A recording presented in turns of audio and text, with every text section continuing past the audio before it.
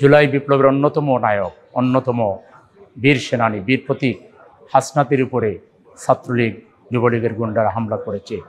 এটা তাদের কত বড় স্পর্ধা, এটাকে কোনোভাবে ছোট করে দেখার কোনো সুযোগ নেই। কিন্তু সরকারের একজন কর্তা ব্যক্তি এখানে হাসনাতকে অসতর্ক বলে উল্লেখ করে তিনি কাজটি ভালো করেননি।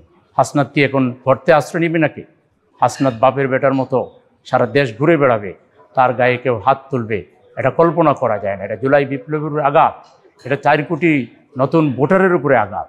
এটা আমরা কোনোভাবে মেনে নিব না। আমি স্বরাষ্ট্রমন্ত্রী মহোদয়কে বলবো, উপদেষ্টাকে বলবো, অনতি বিলম্বে আপনারা এই সন্ত্রাসের বিরুদ্ধে যুদ্ধ ঘোষণা করুন, জেহাদ ঘোষণা করুন এবং অস্ত্র উদ্ধার করুন।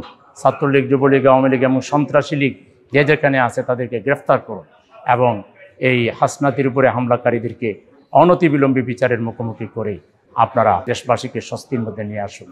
আমি আবারও দেশবাসীকে ঐক্যবদ্ধ থেকে সন্ত্রাসের বিরুদ্ধে, বিশেষ করে বিগত দিনে যারা জেনোসাইড করেছে, গণহত্যা করেছে, সেই খুনিদের বিচারের মুখোমুখি দাঁড় করিয়ে জাতিকে স্বস্তির মধ্যে নিয়ে আসার জন্য আহ্বান জানাচ্ছি এবং প্রয়োজনীয় সংস্কার দ্রুততম সময়ের মধ্যে শেষ করে আমরা যাতে আমাদের কাঙ্ক্ষিত সেই নির্বাচনের দিকে আমাদের প্রধান উপদেষ্টা মহোদয় যে সময় উল্লেখ করেছেন, তিনি তার কথা রেখে যাতে সংস্কার সম্পন্ন করে নির্বাচন দিতে পারেন, সেই জন্য দেশবাসীকে ঐক্যবদ্ধ হওয়ার উদাত্ত আহ্বান জানাচ্ছি।